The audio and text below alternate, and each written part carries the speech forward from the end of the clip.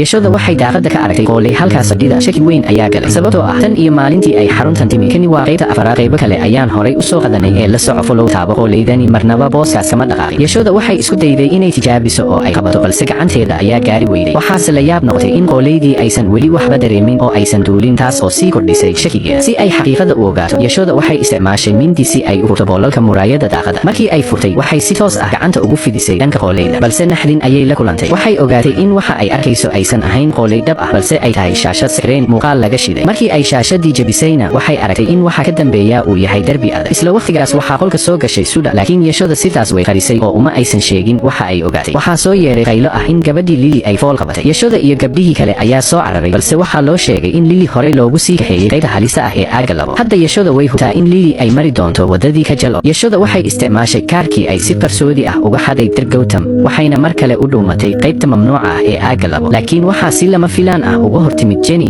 oo isku dayday inay celiso iyadoo ku leh albaabkan waa bir aad u adag marnaba kama geli kartid ee iska laabo yashooda oo yaaban ayaa weydiisay sidee ku ogaatay arrintaas Jenny ayaa ugu jawaabtay sababtoo ah aniga kooxdan ayaan la shaqeeyaa Jenny waxay isku dayday inay disho yashooda waxaana dhex maray dagaal gacan ka hadal ah ugu dambeyntii yashooda ayaa iska difaacday waxaana dagaalkaas ku dhimatay Jenny kadib yashooda waxay gashay qolka qaliinka waxayna aragtay muuqaal argagax leh qalab dhiig ku wada yaal iyo haraaga xubnaha bini'aadamka isla waqtigaas ninkii ilaalada ahaa ayaa dareemay in qof soo galay wuxuuna u soo cararay si uu u soo qabto balse intuusan soo gaarin yashooda waxay gashay qol kale oo aad u weyn haddii aadan weli follow dhihin follow dheh qolkan wuxuu ahaa midka ugu naxdinta badan waxaa yaalay sanduuqyo quraarad ah oo lagu kaydiyey meydadka gabdhihii horey loo laa waxay indhaha ku dhufatay saaxiibteed ka jal oo meyd ah taas oo horey loogu sheegay inay dhashay oo ay gurigeeda aaday hadda xaqiiqada waa caddahay gabadhna halkan nool kuma baxdo hooyooyinka waa la dilaa carruurtana dhalooyin ayaa lagu kaydiyaa